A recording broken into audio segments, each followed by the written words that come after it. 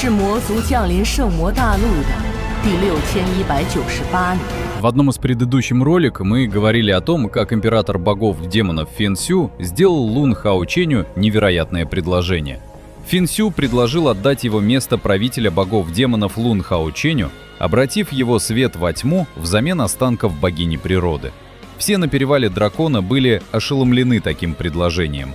Даже сам Лун Хаочень настолько, что всерьез задумался, не сошел ли Фэн Сю с ума. Намерения императора демонов были для него непонятны. Сделать его императором богов-демонов, обратить его свет во тьму, а взамен получить останки богини природы Е Сяолэй. Разве повелитель демонов не боится, что, став их предводителем, он полностью их уничтожит? Однако, судя по спокойствию Фэн Сю, тот не шутил. Очень заманчивое предложение, Ваше Величество. Не находите ли вы, что сеять раздор в наших рядах столь неуклюжим способом бессмысленно?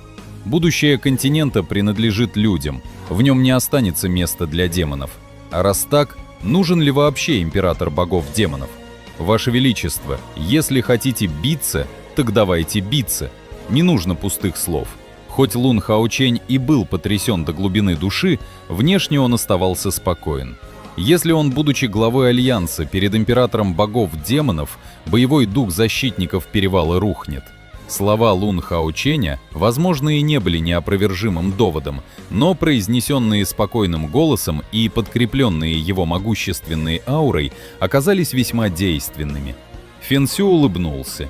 Он, очевидно, понял, что Лун Хаочень встревожен. Он дал 3 дня на размышление. После этого ждет ответа. Если он не покорится, умрет. Фэн Сю повторил, что уже говорил. Он убил тебя однажды и сможет убить снова. Перед интересами его расы все остальное – ничто.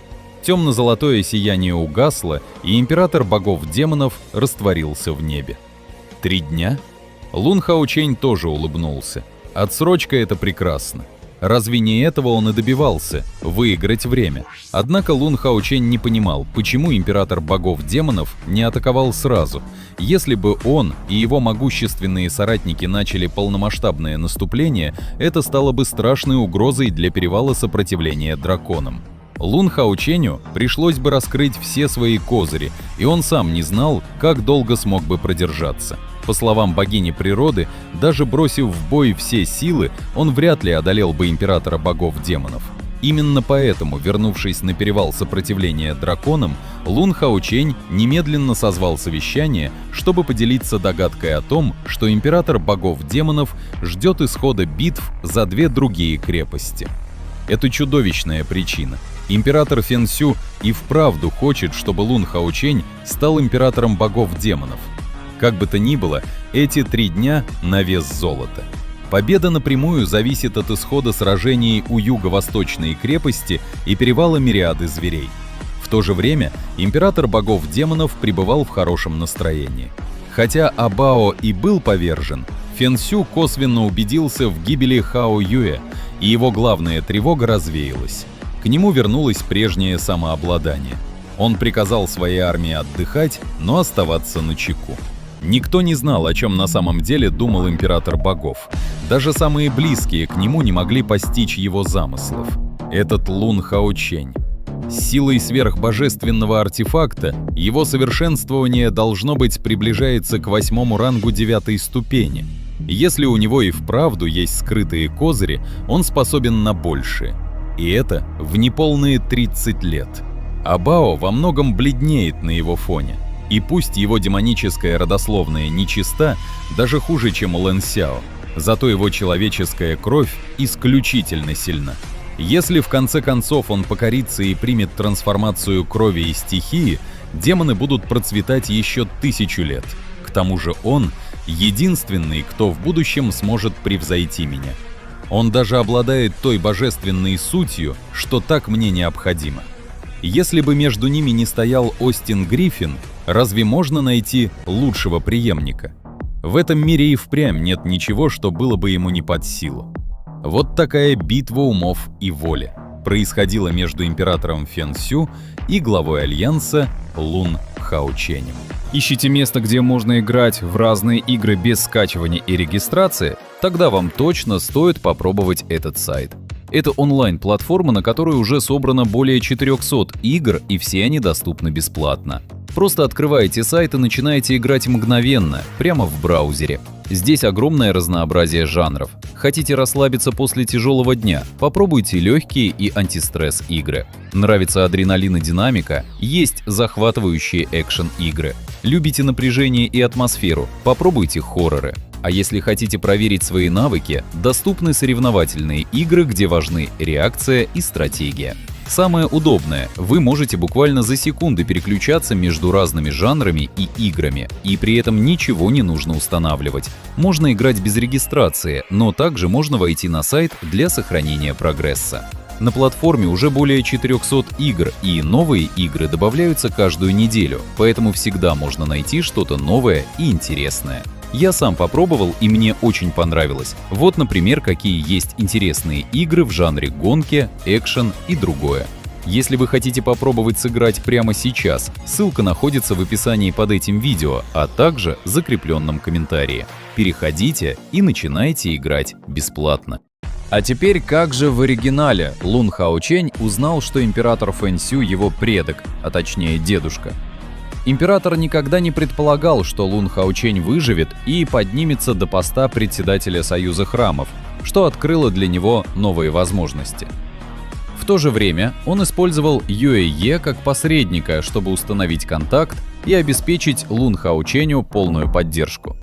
Если бы не промедление Агареса, эту информацию невозможно было бы скрыть от императора, оставив его в неведении о ключевых событиях. Однако сила императора мешала Агаресу пойти на предательство на поле боя, ведь тот должен был думать о своих соплеменниках. Агарес не стал бы бунтовать, пока Лун Хаочень не победит императора и не стабилизирует ситуацию. Глядя на Лун Хаоченя из-под маски, император Фэнсю подчеркнул, что на этом поле битвы главное – это они двое. Если Лун Хаочень одержит верх, люди победят, и 6000-летнему правлению демонов придет конец. Но если Лун Хаочень проиграет, все вернется на круги своя. Люди будут полностью подавлены, и никто из храма не поднимется выше 6-й ступени. Фэнсю похвалил ум Лун Хаоченя, сказав, что тот составил по меньшей мере 30% причин нынешней подавляющей победы людей, остановив императора в одиночку и дав своим соратникам достаточно шансов. К сожалению, даже самые умные люди упускают что-то важное. Император объяснил свое особое отношение к Лун Хаоченю не талантом, а тем, что в его теле течет родословная императора. Эти слова ударили Лун Хаоченя как молот. Он отступил на сотни метров. Доспехи вечности пульсировали нестабильно, а лицо исказилось от шока. Инстинктивно он поднял меч вечности. Фэнсю воспользовался моментом шока для атаки, но остался спокойным, а его взгляд стал нежнее. С развивающимися волосами он улыбнулся и сказал, что все достижения Лун Хаоченя лишь подтверждают его способности. Теперь тот должен понять, почему император с первой встречи видел в нем второго преемника, а теперь главного наследника демонов. Император предложил союз. Вместе они завоюют весь континент, и они всегда были одной семьей. Лун Хаочень закричал, он отказался верить. Император Фэнсю безразлично улыбнулся, напомнив о прошлых встречах, на горном перевале экзорцистов и во дворце лунных демонов, где Лун Хаочень был переодет служанкой. С тех пор император знал об их связи, но не трогал Лун Хаоченя, ждал его роста, чтобы утвердить статус второго преемника. Однако рост Лун Хаоченя оказался слишком быстрым и талантливым. Видимо, смешение крови людей и демонов дало превосходный результат. Лун Хаочень в ужасе отрицал все. Его сердце колотилось. С детства он решил стать рыцарем, прошел через бесчисленные трудности, падения, битвы и близкие смерти, чтобы достичь сегодняшнего величия, главы Альянса храмов и божественного рыцаря трона. Теперь, в финальной битве демонов и людей, узнал, что в нем кровь демонов. Удар был сокрушительным. Лун Хаочень изо всех сил контролировал эмоции, но если император прав, то вся его жизнь теряла смысл. злейший враг человечества, виновник 2 священных войн, оказался его предком. Он боялся думать дальше, голова раскалывалась, боевой дух рухнул, а аура доспехов Вечности пыталась стабилизировать его. Император Фэнсю, довольный реакцией, продолжил. Лун Хаочень сделал много, а он совершил ошибки, но одна из них оказалась верной, сделав усилия людей напрасными. Он подробно изучил историю Лун Хаоченя. Тот вырос не в священном городе или на перевале сопротивления дракону, а в маленьком городе Один, завися от матери, пока отец Лун Синьюй, божественный рыцарь правосудия и суда, был разлучен с ними на 10 лет. Только потом он нашел их, убив группу демонов около Одина. Император спросил, почему родители разошлись. Мать знала статус отца, но не искала его. Лицо Лун Хаоченя побледнело. Император раскрыл правду. Около 30 лет назад, примерно за год до рождения Лун Хаоченя, он случайно обнаружил его мать и привез ее во дворец бога демонов, чтобы она пожила с ним некоторое время. После этого она угрожала своей собственной жизнью, говоря, что больше не хочет жить среди демонов. Не имея другого выбора, он отправил ее обратно в союз храма. Бай Юэ – одна из немногих женщин, которых он любил больше всего в своей жизни, даже превзойдя его чувства к другой дочери Лэн Сяо. Она не знала, как встретиться с Лун Синьюем после того, как вернулась в союз храма, и поэтому тайно поселилась в городе Один. Причина, по которой Бай Юэ не смогла встретиться с Лонг Синьюем, была в императоре Фэн Сю. Кровь течет гуще воды, нет ничего более близкого, чем родословная. Чтобы доказать, император предложил проверить родословную. Из раны на его ладони потекла темно-пурпурная кровь, очищенная от элементов до прозрачно-фиолетовой силы рода. Лун Хаочень прикусил палец. Его красная кровь с золотым свечением тоже очистилась от элемента света. Капли соприкоснулись и спустили странный свет и слились. Лун Хаочень был ошеломлен. Слияние подтверждало родство. Он дрожал, отказываясь верить. Перед ним злейший враг. Как он мог быть с ним связан? Горе и обида переполняли его, но вдруг выражение императора изменилось. Слитые капли внезапно разделились. Император в шоке уставился на них. Как это возможно? Лун Хаочень тоже опешил, но печаль утихла. Он отступил и поднял меч Вечности. Разделение значило многое, эмоции вернулись под контроль. Император Фэн Сю в ярости отказывался принимать. Он пытался слить кровь силой, но она снова разделялась. Он обвинил Лун Хаоченя в манипуляции, требуя объяснить, почему родословная ослабла почти до исчезновения. Лун Хаочень холодно ответил, что ничего не делал, и ложь императора разоблачена. Пора сражаться. Лун Хаочень крепко сжал меч Вечности. Шар семицветного света вошел в драгоценный камень на груди, преломившись и окрасив меч и доспехи. Аура жизни от меча усилилась, позади появилась фигура божества. Он объявил: «Прими мою вторую технику меча Вечности, сотворение живых». Разноцветный свет взорвался, окутав императора. Сила Лун Хаоченя была беспрецедентной, а император Фэн Сю в шоке. Лун Хаочень запыхался, но успокоился и обдумал слова императора.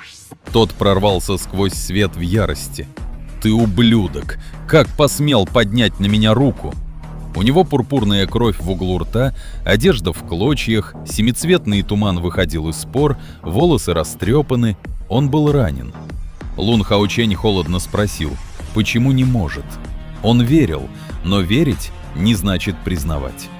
Тело действительно имело родословную, но в пагоде звездного демона император убил прошлое Лун Хаоченя. Возрождение и признание божественным престолом вечности и творения очистили ее полностью. Теперь Лун Хаочень — лидер людей, а император — только враг. Император Фэн Сю нахмурился. Потеря — случайность, но кровь связывала, и он может восстановить ее. В пагоде он убил из долга перед расой, поставив ее выше семьи. Лун Хаочень улыбнулся. Ему стало все равно. Император убил семью ради расы. Впечатляюще. Но Лун Хаочень – лидер людей. Так почему не убить семью ради них? Они враги. Сегодня либо император убьет во второй раз, либо Лун Хаочень выведет людей из тьмы, принеся надежду. Аура Лун Хаоченя вспыхнула. Белый свет от доспехов сиял ярче, шары вращались быстрее. Слияние царства вечности и царства бога света достигло предела. Взгляд императора похолодел. Лун Хаочень упрямо остается врагом? Тот гордо подтвердил, что они всегда были врагами, и предложил посмотреть, сможет ли император убить во второй раз. Император кивнул. Он заставит преклонить колени. Даже теперь он не планировал убивать. Хотел победить, уничтожить людей, забрать Лун Хаоченя к демонам и медленно переубедить. Темно-золотистый свет разошелся от императора. Позади раздался рев дракона. Тысячеметровый дракон прорвался сквозь облака, расправив крылья. Лун Хаочень был спокоен, зная, что император использует только владение, без трансформации или техники демонического коллапса. Он принял решение о смерти. Разница в развитии огромна, только жертва жизнью позволит убить императора. По мановению левой руки появилась золотая трещина, и огромный золотой меч приземлился в его руки. А что было далее, мы рассмотрим в следующем видео. Только если будут хороший результат. Поэтому ставьте много лайков, пишите комментарии и подписывайтесь на канал. Большое спасибо за просмотр и всем пока!